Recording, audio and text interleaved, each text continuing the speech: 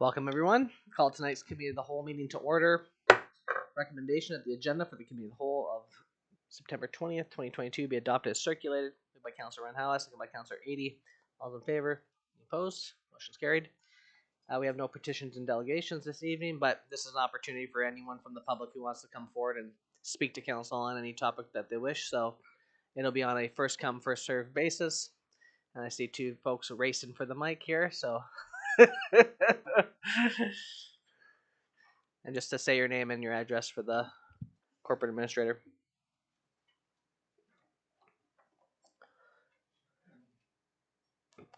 Larry Golden, 1601 2nd Avenue West. The question being, do we have a green, does the city of Prince Rupert for itself, not the whole city, have a green plan saying what we plan to do and when? I can see the aspirations in the 2030 plan and stuff like that, but I'm looking for something for something that's got dates on it. We plan to be 70, and just the city, not the just the city, not the whole town. So that's the question.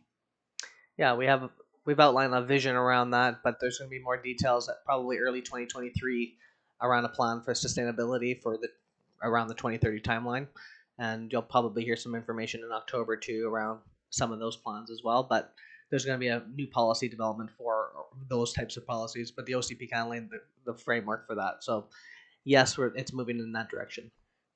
It is, but again, I sort of looked at them. They all seem to be aspirational, but it's also really something a new council should be doing.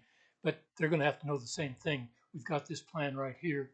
With these, we plan to have 2/3 of our trucks, not the garbage trucks, but the rest of the trucks electric by such and such a date, as opposed to aspirational.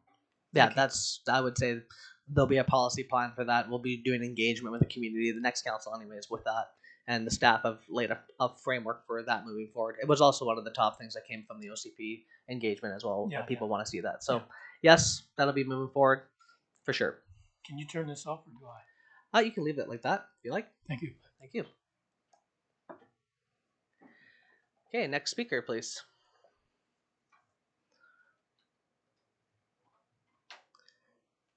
Welcome. Thank you. So my name is Michael Knopf, and I'm the owner and the resident at 1446 2nd Avenue West, which is a lot that's directly south and shares the property line with 1444 2nd Avenue, which is asking for some variances. The first of which was 22-03, and I guess the most recent being DBP-22-18. I'd like to speak to these, the second variances, and actually voice my strong disapproval, and say that this set of variances will not only it'll affect myself, my property, which is adjacent to it, and I'm here to also properly ensure my rights so that my voice is heard just as loudly as the applicants. And I thank you for that opportunity. When the first variances were asked for, it was said to me and put forward to me a set of drawings that clearly showed a 16-foot addition to the living space and a 16-foot floor sun deck supported by 3 upright and individual footings and vertical posts. And if you guys want to research that, I'm sure you have the same views and that I was given for that, and it's very clear. It's a very typical sun deck. What it's morphed into is a 32-foot extension of the ground level floor living space, and the section, particularly, or the partition on top, would be a closed-in 16-foot deck above that, with an additional roof section above that, which is being asked for, all of which the above will block ambient light and view my oceanfront view from my property. So the original set that were put to me are nothing like the second set. So the first set that I agreed to was not the second set that's put forth and was being acted upon now. I went away for the month of May with the idea that the first set of variances were going to be adhered to. What I came back to was my property being excavated from the front to the back, a 6-foot trench completely down the side of my building. My fence has been ripped out and gone. My drainage tile was disturbed and broken. The pipes on my house were piped and broken. Now these were repaired afterwards and it was refilled back in. After months of complaining that my house was basically open to the elements through no fault of my own, this happened. I didn't freak out. I didn't go crazy. He's my neighbor. But right now it's getting a little crazy. So this was all under the guise that we're going to put in a footing. It's not. You're building walls, structural walls. Any carpenter can go back there and look at them. They're structural walls put in from the beginning to be structural walls. I find it kind of ironic that all of the roof trusses that are needed to complete this project have been on site since the original wood package was delivered on site, which to me, my limited way of thinking, shows intent of what you were going to do from the beginning. So why are we going back now and having different sets of variances brought in and muddying the waters? Why was this not applied to in the very beginning instead of a 10% increase, a 5% increase, whatever? Why don't we call a spade and say you want to double the size of your house, you want to increase the density of your property up to probably around 80%. You took one chunk at a time, I think, in my opinion. I don't approve of this. I think the concrete wall, the additional concrete wall that was poured after the first addition, was done without variance, according to law. There was no variance given for an additional 3-foot tall, 16-foot concrete reinforced pin to bedrock wall to be put in. There was footings, individual footings to be put in, and definitely not through my yard. Anyway, I don't want to take up too much time. What I do want to cover, though, is that Mr. Sokolowski, who was the owner, and I'm sure that, which I'm trying to find out too, why the names are changing on these papers. One is a father, and the next one's the son. Who's applying for what? Who owns the property? And is this a point of law that needs to be looked at? Do I apply for my son's stuff, and does he apply for mine? And I don't know. I find it quite hard to. Nobody will talk to me from their side, so I'm asking you for direction. But we were friends, and this has definitely done something that to me is worse than encroaching me on somebody. You've taken advantage of friendship, and I think that's wrong. I think this whole thing is blown out of proportion, and I think it should be addressed. I think if I ask you guys, if I was to come to you out of the blue, and I would say, I'm proposing that I would like to double the size of my property. I would like to increase the size of it to cover 80% density, possibly causing discourse in the neighborhood, causing taxpayers' dollars to redeliberate every time that something goes wrong. Would you pass it? Is that something you would entertain? The laws, I think, the bylaws are called bylaws. I understand the prefix by, but law is law. And I think that's meant to take out the decision making so that we don't have neighbors that are now enemies. I think these laws need to be enforced in a good way and in a fair way, that everybody gets heard and everybody is fairly informed before the walls go up.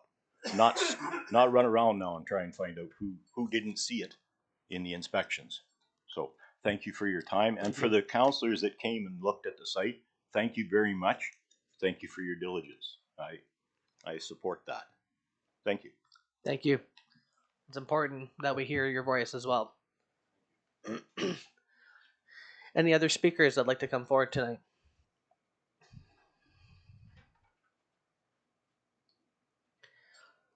Okay, seeing none, I'd like to entertain a motion to adjourn the committee of the whole meeting. Moved by Councillor Cunningham, second by Councillor Scott Morvan. All's in favor? Any opposed? Motion's carried. Call tonight's regular council meeting to order. Recommendation that the agenda for the regular council meeting of September 20th, 2022 be adopted as presented. Moved by Councillor Randhawa, second by Councillor 80. All's in favor? Any opposed? Motion's carried.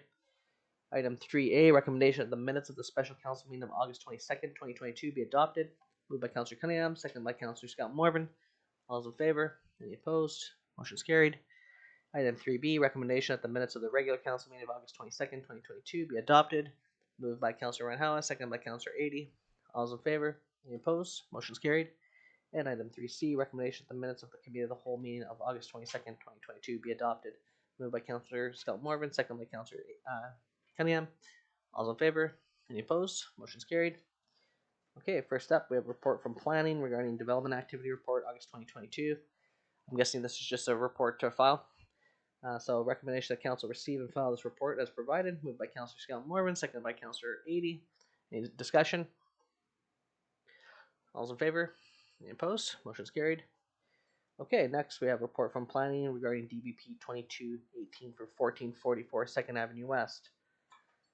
Is anyone coming to speak to this? Your word, Mr. Mayor. There's nobody to speak to it tonight. I can try to answer questions if requested. This was pulled off the agenda last meeting to allow council a couple more weeks to deliberate. There's been a few letters taken in. You have the entire package, 3, 4, and 2 against.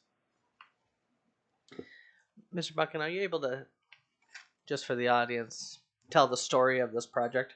Because it seems to be varying levels of information provided for it, and I would like to hear it from the city's perspective on how this project has proceeded. Is there?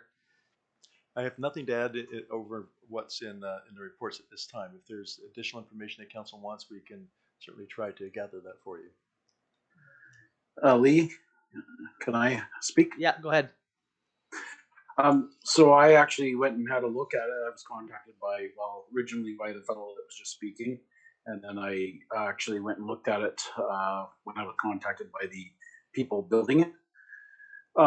So I guess probably the biggest complaint that I'm understanding from the fellow that lives next door is that the space under the deck is now basically living space. Instead of just being 3 footings on the ground, it's actually going to be closed in underneath the deck.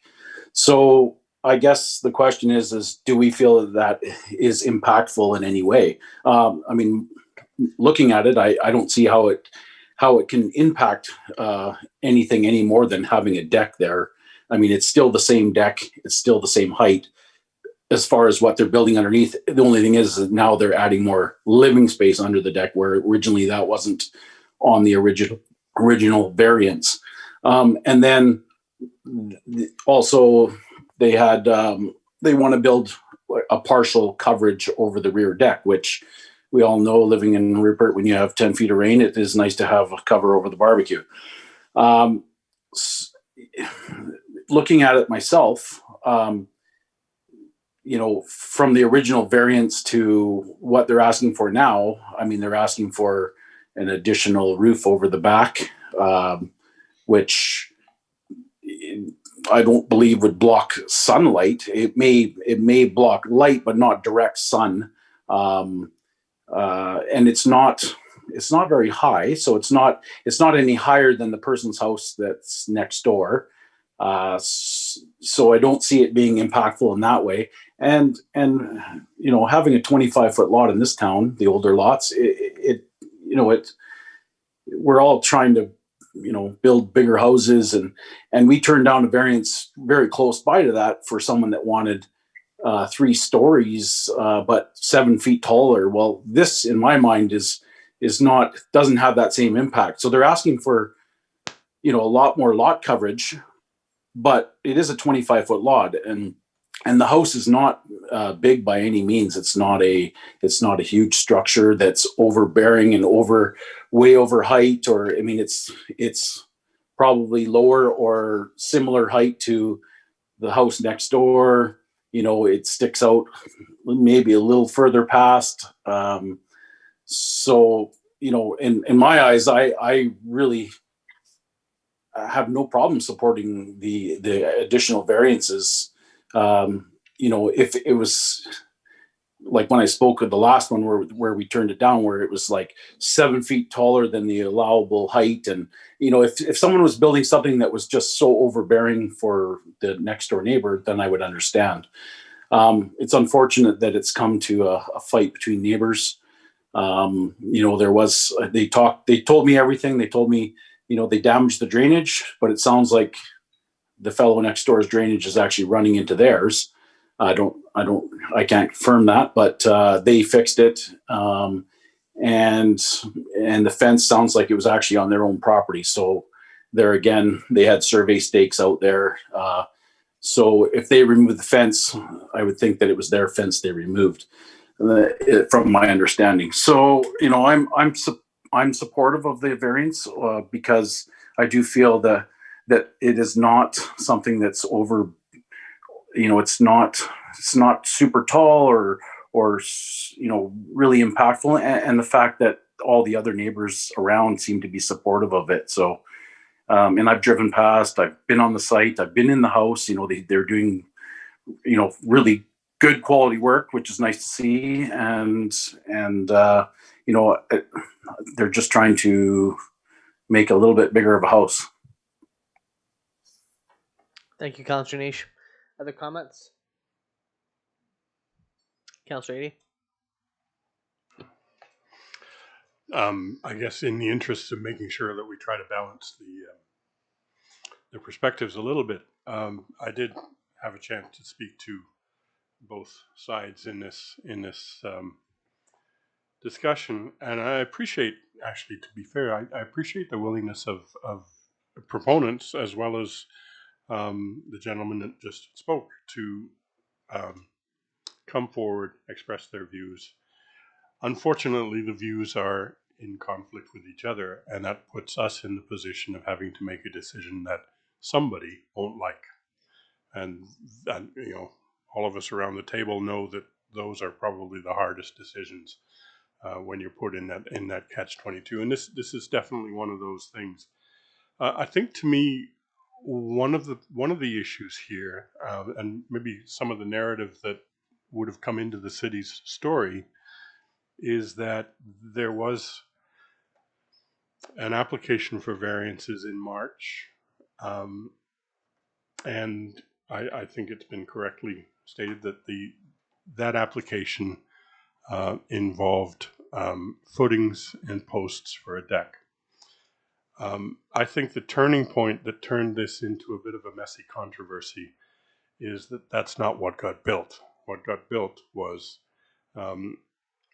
what could be a supporting wall for an enclosed structure. I did ask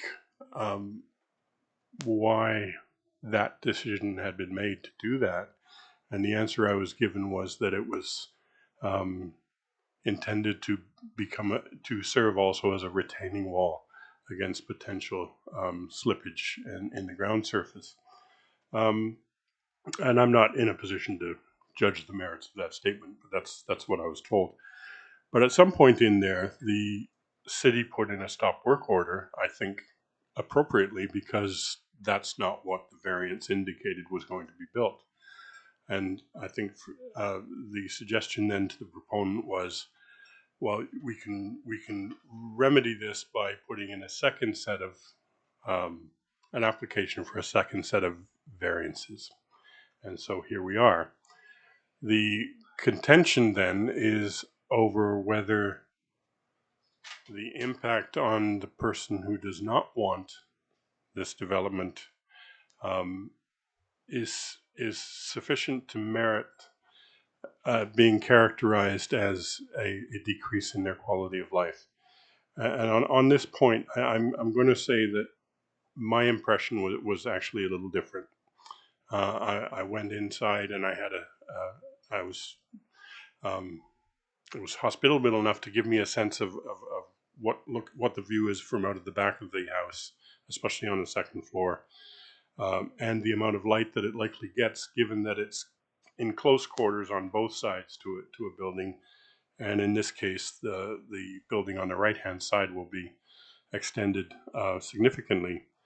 And I have to concur that I think that there is a reasonable assertion that this will affect the quality of life in that residence from the perspective of the amount of light.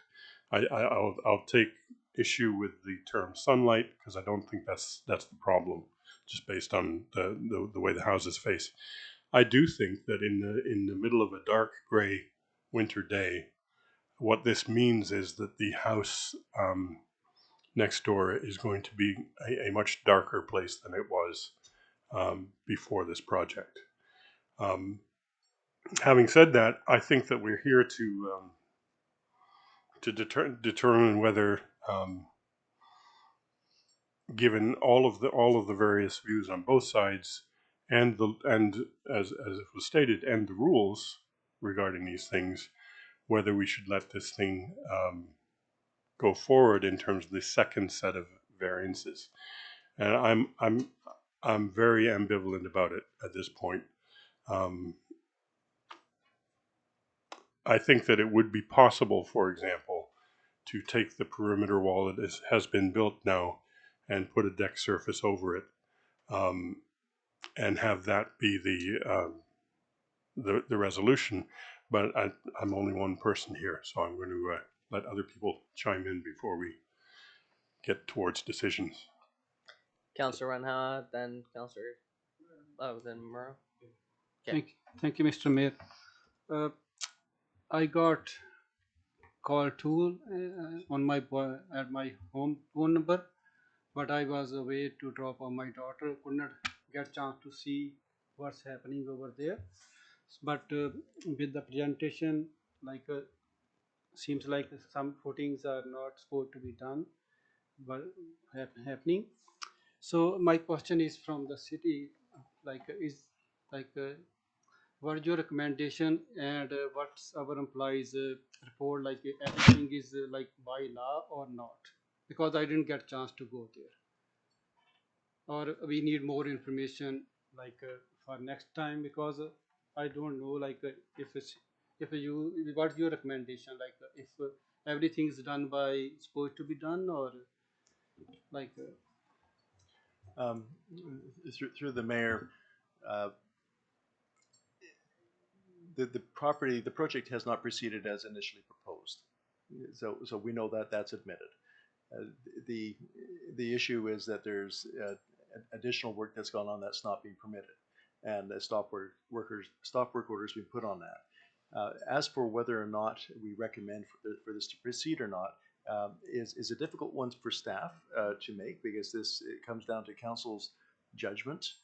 We don't have criteria established for evaluating the variance permits in Prince Rupert.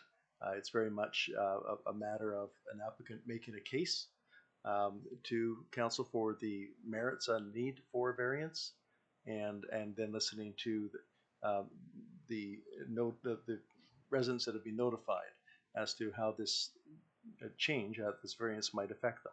So that calls for each of council's personal view and assessment. And so there's no objective criteria at this point with which to assess this. I mean, we can certainly point out when there's impact, significant, obvious impact on use of enjoyment, and I think the case has been made that there is some impact. Whether or not that's sufficient impact for council to say no to the variance application and proceed with the plans as originally proposed is up to council members individually. like so we had the drawings, right? Then when somebody builds something, then our inspector go there, right?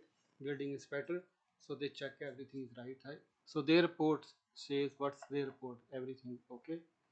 The stop work order was put on the project because it was not proceeding in accordance with the plans. Councillor Cunningham, then Councillor Murrow. Here, go ahead. I just done some calculations.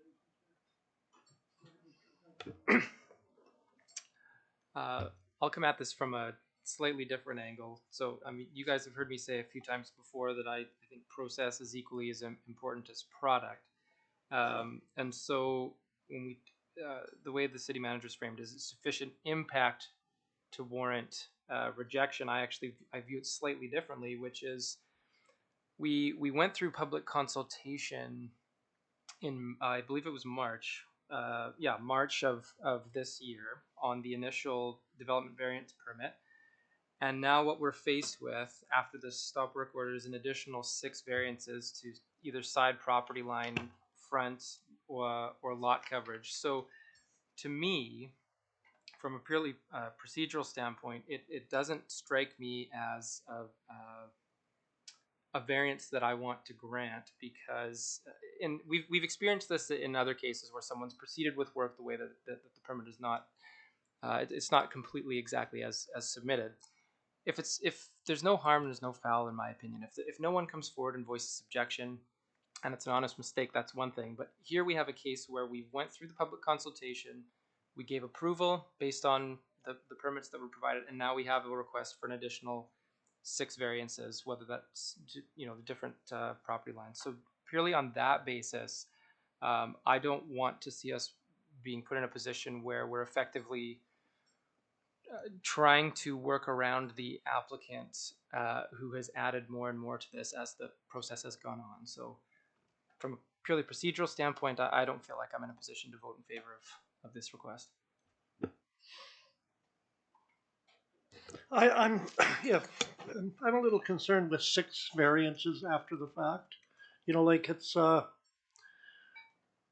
live on a 25-foot lot too, and it's very restrictive when you do work on it and that. But you've got to work around it, and this is another example of I'll do it and ask for forgiveness. It seems so. And there's 6 variances here. I can agree with maybe 1 or 2, but not 6. It's just too much. I've been out to the site 3 times now, and spoken to both parties and that, and it just something just doesn't make sense. And even the coverage of the lot, I think it's more than 71% when I start. That's what I was just doing, and it seems to be a bit more than if my measurements off the plan are right, it's a bit more than 71% also. So and I know because my house exceeds that, and it was done 30 years ago. But bylaws change and everything changes, and we've got to live within those bylaws. So I just the front porch, things like this. Like, I don't know, can we break this down to variance to variance to variance, or do we just reject the whole thing? It's there's some parts of it, like the back deck with the overhang. Like that overhang is going to definitely affect the light. It's and we live in a dark, gloomy area as it is, so in the winter especially.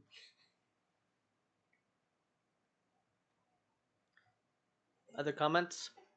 Yeah, I'll talk again. Go ahead.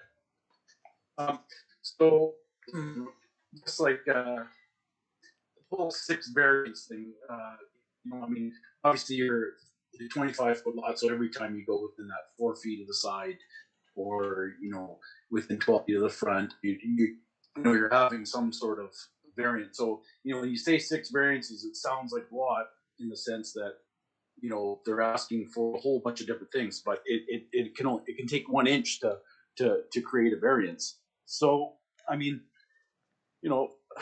I guess the most impactful part of this would be maybe the roof covering over the back deck, where it would could impact the light from the neighbor. So that could be the one that I could say, okay, maybe we don't approve that portion of it. But as far as when you get to the under the deck portion, so the original plan called for 3 footings to support the deck, and then they put a wall underneath there to basically close in under the deck. Now, whether they store their lawnmower in there or their weed whacker or whatever they store in there, or if it's some sort of space, that particular portion of the variance really doesn't impact anything more than the deck would, because the deck's going to be there regardless. What's under the deck shouldn't really impact anyone. I mean, if they put lattice or something underneath there to close it all in, it would be the same as if they closed it in with a wall.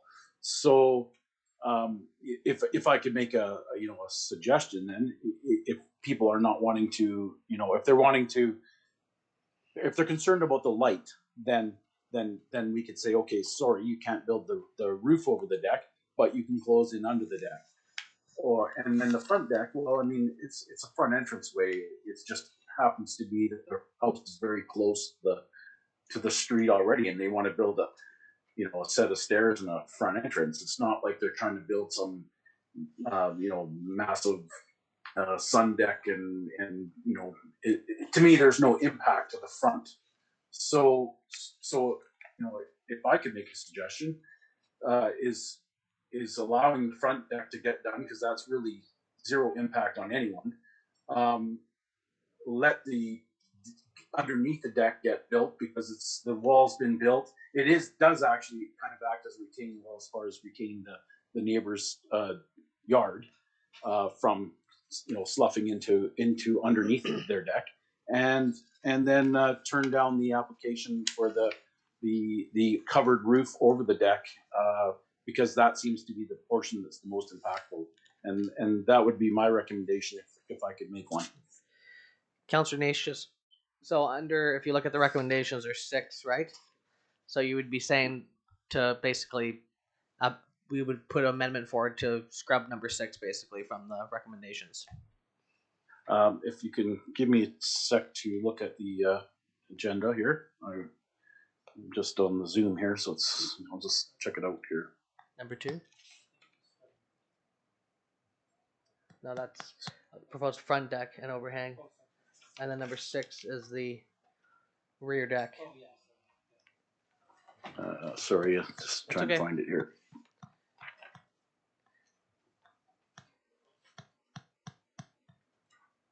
Just to make it easier for the staff if we do make an amendment.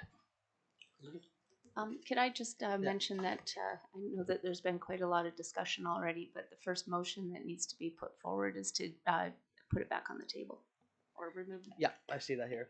Thanks. Okay.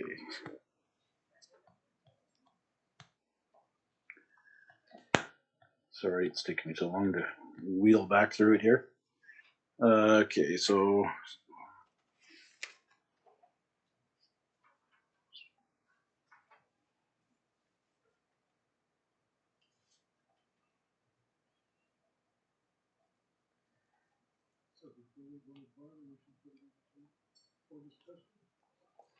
yeah. Well, there's one motion. There's all. I guess we could just make the one. Oh, there's 2 motions? Okay, it looks like one motion. Okay, well then we'll do the recommendation the council take from the table TBP 2218 for 1444 2nd Avenue West.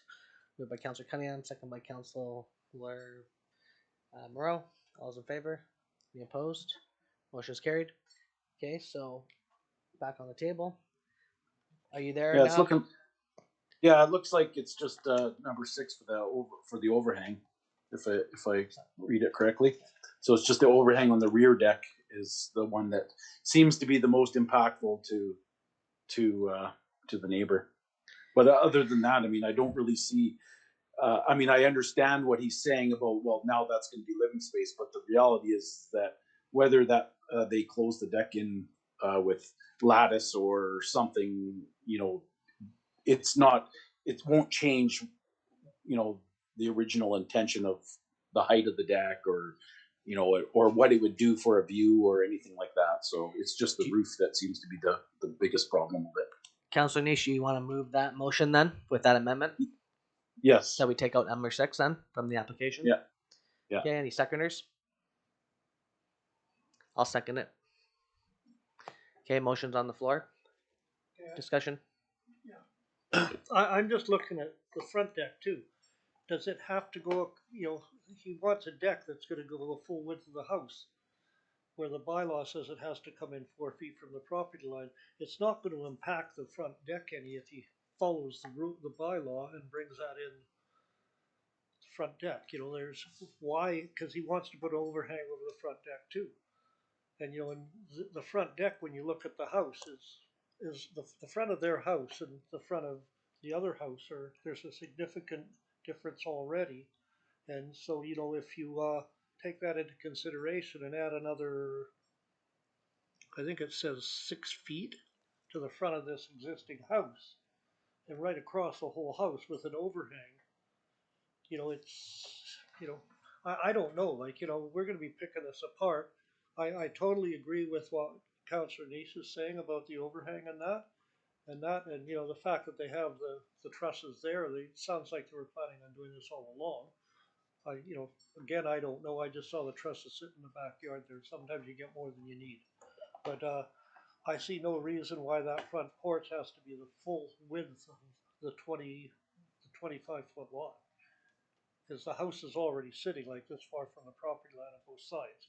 So there's no reason why that porch has to be the full width with an overhang when it could be brought in to what the bylaw says, 4 feet from the property line. Yeah, this is where I don't want to become a building inspector. And so this is where I don't really appreciate the process of us talking about sight lines and all that kind of stuff. What I will say is I don't appreciate this process that the builders have done. To me, it's disrespectful to the neighborhood, to people like that who come forward, because you're doing things consciously knowing you're building it when you're not supposed to. And we've seen that time and time again here, where we've had people come after the fact, after they build something, and they go, oops. And so then we're put in a position to make them tear it all down after they just invested all their money and hard labor and everything that they have into making something better. At the end of the day, what's the goal? The goal is we want new housing stock and we want people to improve their properties. This person's doing that. They didn't do it in the right way, and I agree with Councilor Moreau's point on that. But we're here now. Are we going to go and tell this person, no, you're going to go tear everything you've done down now? I'm not comfortable with that either. But I think Councilor Niche, who personally I trust the most opinion here as a builder, who's someone who actually understands these things, opinion on this matter in particular, and after him going and taking a look at that and him proposing this amendment, I think that's the middle ground that I'm prepared to take to make sure that two things can move forward. One is that we don't impact someone's property to the point where there's that huge impact, but also that we actually get something done in the town and we don't punish a homeowner to the point where they are now stuck financially dealing with the ramifications of a decision that we made. I'm not prepared to do that. I think personally the amendment that's on the floor is the right middle ground. And we could go through whether a deck should be this big or it should be that big. And if that's the way we're going to go about it, then I would rather kick this back to staff for them to do some sort of review on this thing and then bring us back a recommendation. Because I'm not going to go and I haven't even seen the front deck, so I'm not going to go say whether or not it should be built a certain way or not. The front deck isn't built yet. It's just a flat house. Well, then that's good to know. Because I'm not sure exactly how far the progress has gone on this end. The only part of this whole variance that's there is the retaining wall at the back, and I agree 100% with Councillor Neese. You get rid of the overhang, that's going to definitely affect the amount of light coming and going. But the front porch hasn't been built yet. There's no foundation there or anything. It's just a flat house with a door in the middle. And you know, they are wanting to come out with a front porch and an overhang and the stairs and a variance there too. And this is maybe where it could go back to staff and say, look, you know, I don't know. Like, you know, I agree with you. This is sort of you know, we're beating this to death, and that, and you know, but you know, the variances they're wanting on the side are significant as far as extending the house in the front and the back. We're allowing them. We're going to say we're going to allow them to extend it at the back. But if we pass this the way it is, we're also allowing them to extend at the front 6 feet when they haven't even started. So I don't know what the planning does with this or that, but it just seems they could make that deck at the front because it hasn't even been built yet to accommodate the bylaws. It doesn't have to be right across with an overhang. It could come in 4 feet, and then all we're dealing with is the variance on where the stairs come down right to the property line. And go ahead. Thank you, Mr. Mayor. Another option for council is to pass a resolution that says it's not willing to proceed with the application as currently made and articulate the concerns. If the concern is just the overhang of the rear deck, articulate that. If it's also the front deck, you could articulate that and ask the applicant to consider those changes to those aspects of the plans and let them resubmit plans so we can do notices again properly. When we do that, we should have a copy of the variance permits prepared for the notice and for council. So that's a cleaner way of doing it than trying to recraft the permit during the process. Articulate the concerns and ask the plans to be revisited. And if they say no, we can come back and say they're not willing to make the changes, and then you can decide accordingly. But rather than trying to recraft it into council chambers, that might be a better way to do it. Now, I wish you had mentioned that right at the very beginning of this discussion, because I didn't Can I know say that one this more would. thing though? Go ahead, Councilor Niche. Yeah. I appreciate that might make sense on paper, but in the reality, we have they're holding off. They have held off on everything as far as building everything other than that retaining wall. So they replaced the 3 footings of the retaining wall. That's the only thing that they've actually built. So right now they can't finish the roof, which means there's water pouring through this brand new addition until they discover if they can build this roof extension. So if we give them an answer on that today and say you can't build the roof, well then they can at least finish the roof and get this place dry. Delaying this process for them, it would be a frustrating process because we've just delayed it already a month just by asking for more information from last time. So when someone's trying to build something and you're trying to deal with weather and we're rolling into fall here and we delayed another month here because of the process. Here's another thing I can add to it. How about we at least give them the answer? Okay, you don't put the roof on the back deck and the front deck. Maybe we take that one out, and because that's not built and that's not going to impact them moving forward. Right away is that maybe the staff can work with them on that one, and we can redo the front deck if that seems to be a problem. But we kind of got to give them some answers here because they need to be able to close this building up. Winter's coming. They're just trying to make an old crappy house a lot nicer. So to me, when you add red tape all the time, it frustrates people and people don't want to do stuff. So we need to be able to give them an answer. So I will make an amendment to mine if I can, and I will say that that we take the front deck off so that they can work with city staff on that one to maybe make it smaller and not be impacting the side instead of it'll just be the front instead of the side, and take the roof off the back, but let them move forward with the underneath the deck and everything so that they can kind of just get the roof done, get this building closed up. Delaying it another month is just as a builder would be a super frustrating. You have a person that's just trying to get to work and build this, and it's getting pushed along. And I will say that the wall that they built, yes, it wasn't to the plans, but it's not. That is really zero impact as far as how it changes anything. So by allowing that to happen, it's it's not really changing anything for anyone as far as view or anything is concerned. So Just a pointer before we, because you're moving a motion that's got a lot of moving parts to it. I'm just wondering which numbers that would be out of this report that he's suggesting that. Mr. Mayor, I would simply recommend a motion that says that the variance application be amended to remove the roof overhang and the side yard variance for the front deck. Okay. And since Councilor Niche and I moved that, would you do a friendly amendment for that, Councilor Niche? Yes, you bet. Okay. So, well, that's been updated. So this is ridiculous. I'm just gonna say that out loud, that we have to do it like this. But this is also part of the property owner's fault for doing it this way. Again, there's nothing that frustrates me more when people purposely build things that they know they're not supposed to be built, and then they try to ask for forgiveness, and then we're put in a position to regulate neighbors' relationships, and it's not fair for that to be happening.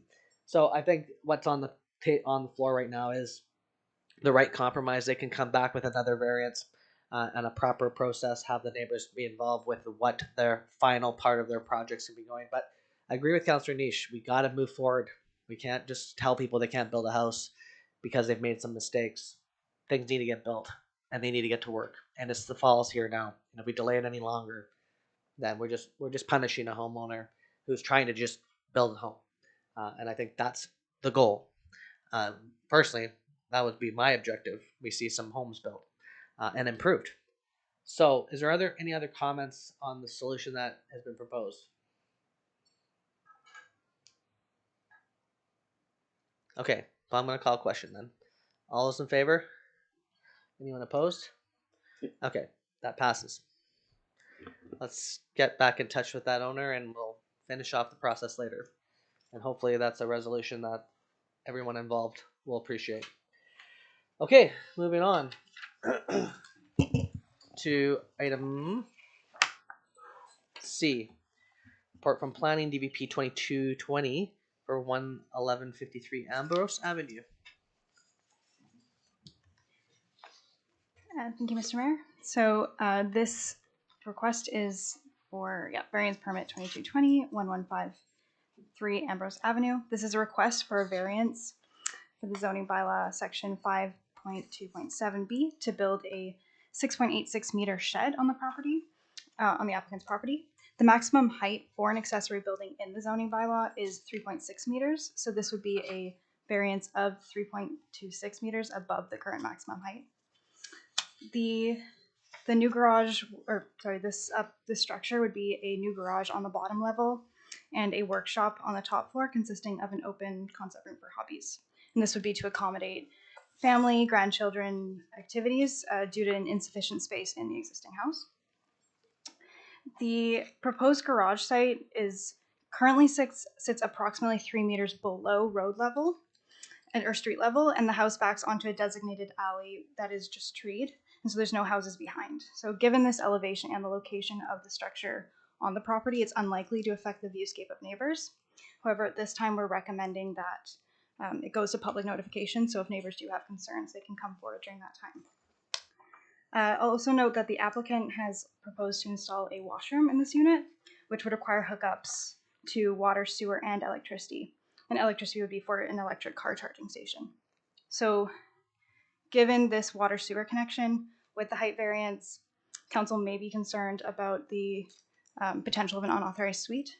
And if this is the case and the council wishes, the development variance permit can be amended to include a rental clause that would add a penalty if it were to be used as a suite, an unauthorized suite. And this could be up to $10,000, and it would be carried on the title. So any transfer of title, the new property owner would be alerted to that fact. That's on there. Now tell me this isn't built already, is it? No, don't believe so. Tesla's already parked inside. Okay, so recommendation that council proceed with the statutory notification process for development variance permit DVP 2220. Moved by Councilor Randhawa, second by Councilor 80. Discussion. Did we want to Mike. Did we want to put some aspects on there regarding the suite, or are we? Well, I think right now what she's saying is do the public notification, and then when it comes back, then we Gotcha. can decide Circle then back how and we go would. there. Yep. But Okay. just flagging that there could be a sneaky suite. Sneaky suite. That's what we'll call them. The technical term in the Bible. Potentially. Perfect. Okay. Thanks. Any other discussion? Okay, all those in favor? Any opposed? Motion's carried. Sneaky suite. Okay. Thank you. Next up, we report from our Chief Financial Officer regarding the July 2022 financial variance report. Any updates? Thank you. This is the July variance. The operating and utility revenues and expenses are currently on target and in line with the expectations through to the end of July. Capital and special projects are underway and costs are being received as the summer continues. There are no significant variances to report at this time. And that concludes my report. Great, thank you. Recommendation that council receive and file the report as provided. Moved by Councilor Cunningham, seconded by Councilor 80. Any discussion? Okay, all those in favor? Any opposed? Motion's carried. Next, we have a report from the corporate administrator regarding the West Coast Connector Gas Transmission Project Environmental Assessment Certificate Extension Request. Recommendation that council provided. I'm just going to recuse myself on this one because the applicants stated that the Will Millet site is in Niska territory, and everyone knows my day job is with the Niska, and I don't want the perception of conflict on this one. Sure. Thought you were gonna say you took a job with Enbridge.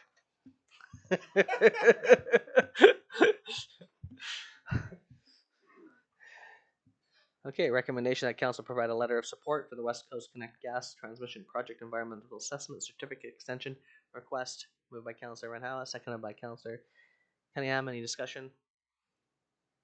Okay, all those in favor? Any opposed? Motion's carried. Thank you, Mr. Pond. Make sure Councilor Moreau didn't run out the front door. Yeah. Okay, next moving on to bylaws. 5A, report from the Chief Financial Officer regarding the permissive property tax exemption bylaw number 3501, 2022. Thank you. Council has the authority to grant an exemption from municipal property taxes under Section 224 of the Community Charter. Council has done this according to policy and adopted a bylaw in 2019 and with a further amendment in 2021, exempting lands and improvements for 2020 through 2023 or 2027, as the case may be. This bylaw repeals these previous bylaws, integrating all changes to date, inclusive of a change to a property no longer qualifying for an exemption. The effects of the changes made will not impact the budget for the periods this bylaw covers. Notice has been placed in the paper and is on the city's website. For the bylaw and exemptions to take effect for the following taxation year, it must be adopted and submitted to the BC Assessment Authority by October 31st of this year. Council is asked to repeal bylaw number 3447 2019 and its amendment bylaw number 3477 2021 and replace it with permissive tax property tax exemption bylaw number 3501 2022. Thank you. Okay, recommendation that council repeal permissive tax exemption bylaw number 3447 2019 and its amendment bylaw number 3477 2021, and that council introduce and give first, second, and third readings to the permissive property tax exemption bylaw number 3501 2022. Moved by Councilor Scott Marvin, seconded by Councilor Moreau. Discussion? Yep. I guess for layman's terms, just for folks that are watching at home, this might sound like hieroglyphs to them. Could we just kind of like bring this back so that folks understand what exactly is being done, and I guess for those particular pieces, what time frame we're looking at for those property improvements? So the permissive tax exemption under Section 224 allows council to go ahead and exempt, provided that a property owner actually meets the criteria under 224. And that is quite strict and constrictive. There is also statutory exemptions which are provided to churches, and that is the land that is underneath the building footprint. Churches do get or do apply for an exemption, for a permissive exemption for things like parking lots, which are not actually underneath the physical structure. So the churches that exist in Prince Rupert have applied for permissive exemption for their parking lots or any of their park grounds that they might actually have, and that is under the policy that council adopted is over a period of 10 years, so it's up till 8 years to 2027. The other properties that actually qualify under Section 224 are things like daycares, and there's the list is actually on the website. I won't get into it specifically, but they will qualify up through 2023, and there was by policy for council, they had agreed that 4 years was the right amount of time for an exemption for those types of properties. Perfect. Thank you very much. Yep. Okay, all those in favor? Any opposed? Motion's carried. Next, we have a report from planning regarding the City of Prince Rupert zoning amendment bylaw number 3503 2022.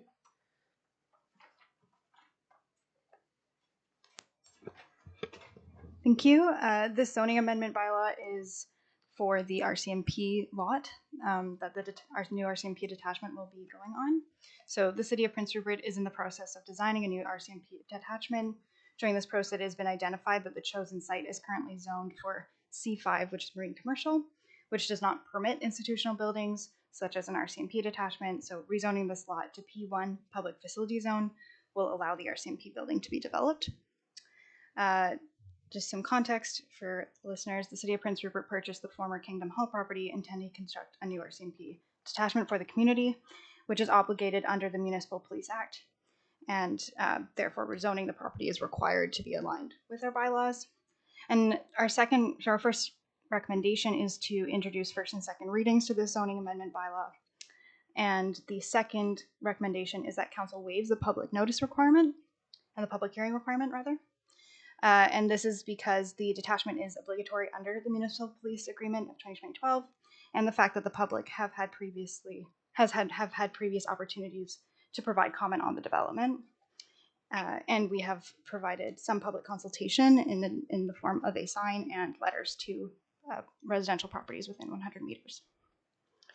Great. Recommendation that council introduce and give first and second reading to the Prince Rupert zoning amendment bylaw number 3503/2022, and that council waive the public hearing requirement.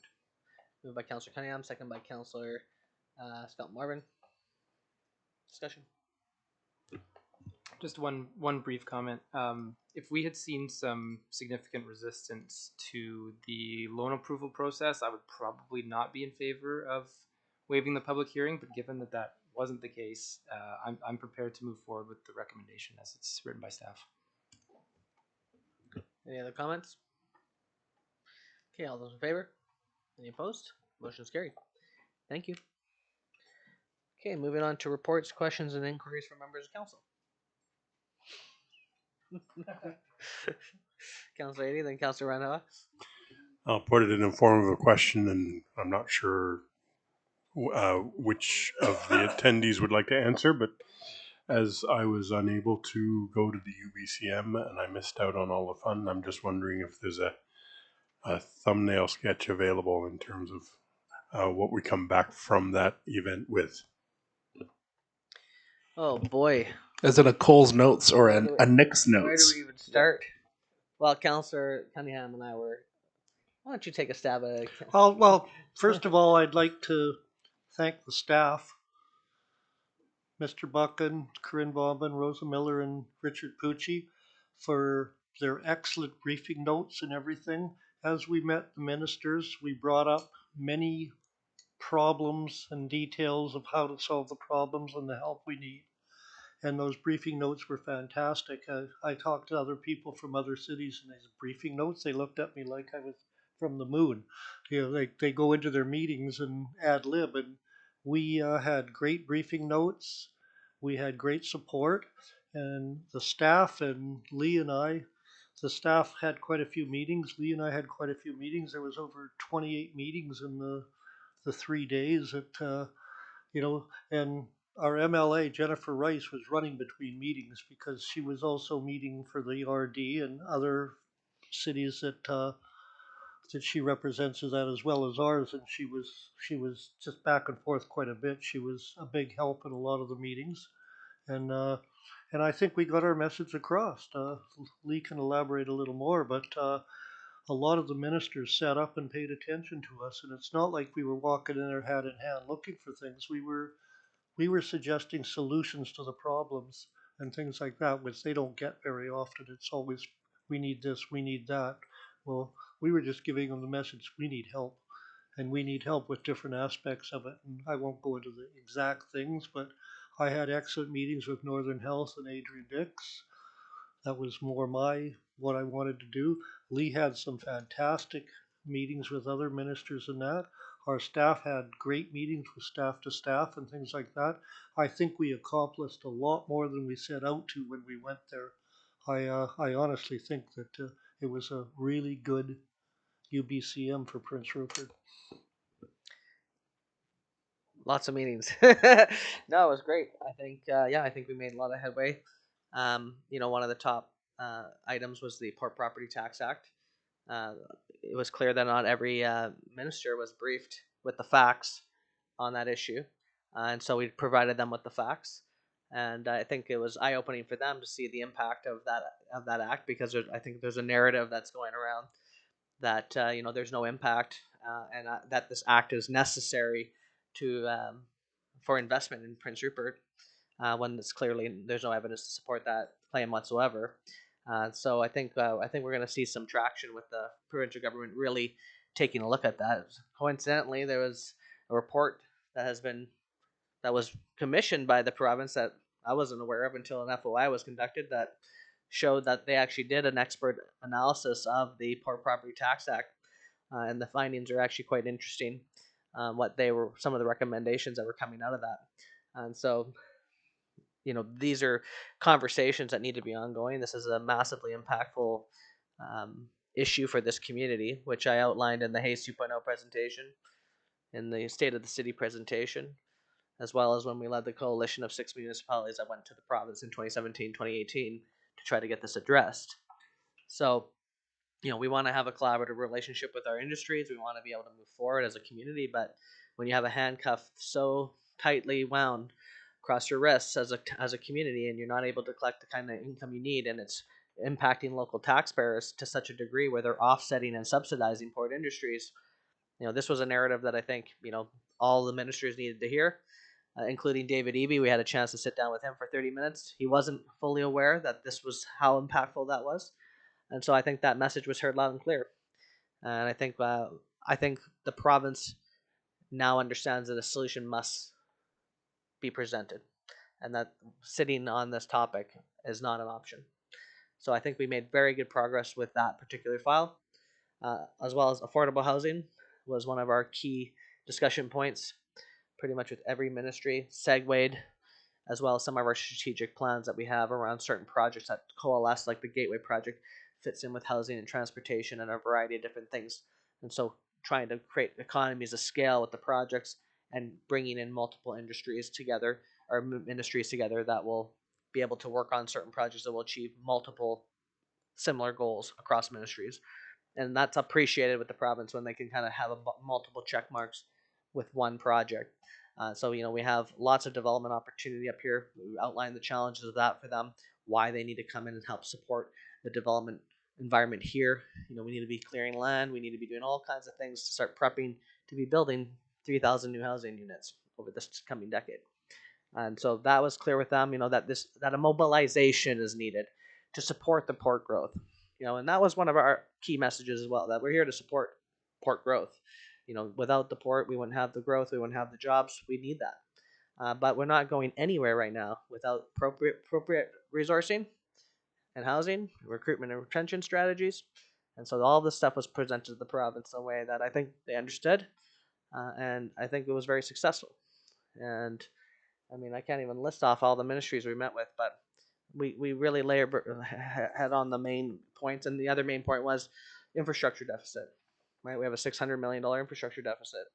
We have federally and provincially required projects that we're supposed to do that are in the hundreds of millions of dollars that we just can't even resource. Even if we were to take out all the money we possibly could take out and maximize our borrowing capacity, we couldn't even address it all. And so there's just no way we can do it by ourselves. And one of the things we mentioned with them is that we want to start working with the federal government more closely. We had the federal ministers come to Prince Rupert over the summertime, many of them.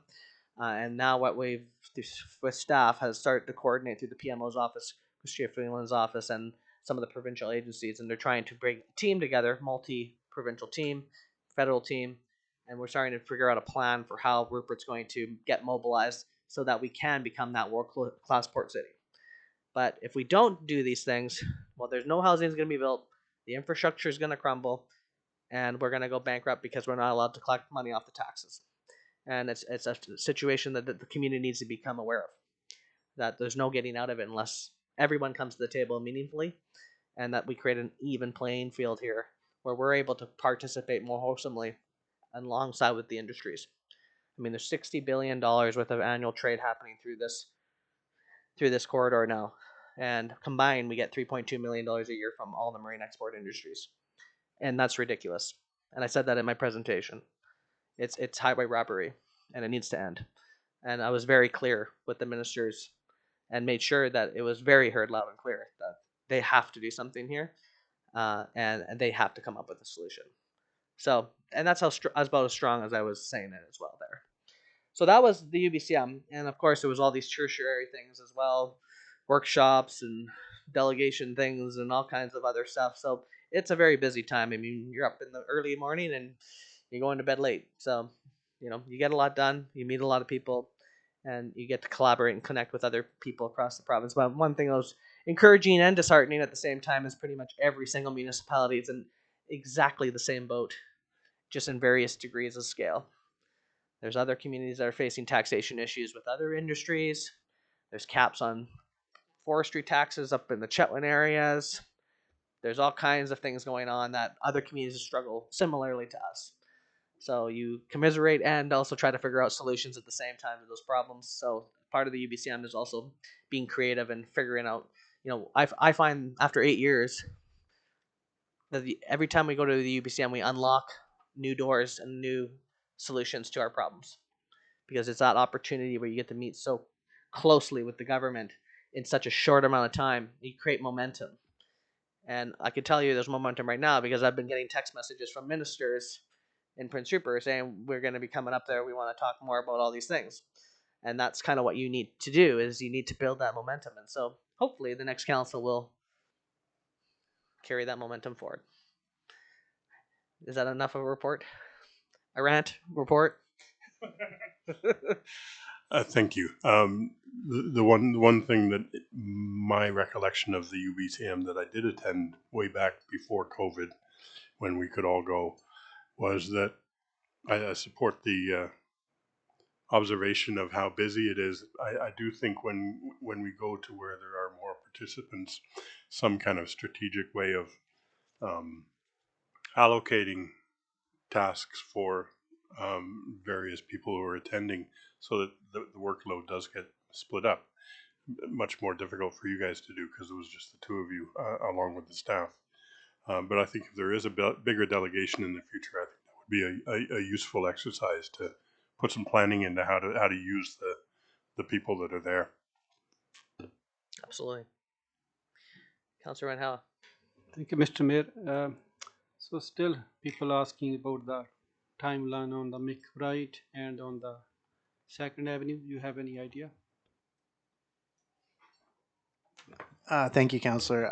We are at sidewalk stage right now, and we are prepping the base for pavement. We are coming into some bad weather though in the next few days, so we can't pave in that type of weather. So we will have to wait till it dries out before we can pave. But we will hopefully in the next week or so have all of the sidewalks done, and then we'll just be ready for paving as soon as the window opens that we can pave. Thank you. Real quick one, I just received an email earlier today, late today, from the Moose Lodge. They're looking for a letter of support from the city. They're applying for grants for 2 new furnaces for the Moose Lodge, and part of the grant is getting support letters from different community groups in the city. And the fact that the Moose Hall rents out, or actually gives out, their hall for things like the cancer auction free of charge and things like this, I think it's something that would be good for us to support. They support a lot of other groups in town also, so I'd like to put forth a request that the staff in their spare time write a letter in support and give it to the Moose Lodge. Do you know the agency they're applying to? Pardon me? Do you know the agency that they're applying to for grants? No, I don't. I just got their. Okay. I can get that information, give it to the staff. I can get that information, give it to the staff tomorrow. Yeah, I'm more thinking we should find out maybe the timeline and what they're applying for before we do that. That's all. And maybe just send an email, forward the email tomorrow, and if we have to, we can get a resolution for that. But any other comments and reports and inquiries? Councillor Scott Moore. Yeah, I just want to acknowledge. I mean, we this is the only council meeting this month, but just to remind folks that September 30th is for the National Day for Truth and Reconciliation. Other communities kind of take the approach around just having 30 days of reconciliation in the month of September. So there's a lot of different pieces that I can kind of think of around new fiscal relationships, as well as kind of moving beyond reconciliation. By definition, it's to make one view compatible with another, which is just kind of an Oxford way of saying we get along. So for us to move kind of beyond those frameworks, and I think the municipality is working on a variety of different functions that help support that and foster new relationships, and actually having a relationship to reconcile in the first place, I think is a really big piece of that. And yeah, I'd probably just kind of close on that. I don't know if even just kind of working around a proclamation, even just for the city of Prince Rupert, around September being a month for truth and reconciliation. If there's a possible way we can do that as a motion on the floor. We can easily do that as long as we have a unanimous, and I fully support that. Sure. Can I put a motion on the floor right now? Yeah, just a motion to proclaim September as a month for National Truth and Reconciliation. Seconded by Councilor Cunningham. Okay, all those in favor? Anyone opposed? Perfect. That motion's carried. Thank you for that. Okay, anything else? Okay, to entertain a motion to adjourn and to move into a closed in camera. Moved by Councilor Roundhouse, seconded by Councilor 80. All those in favor? Any opposed? Motion's carried.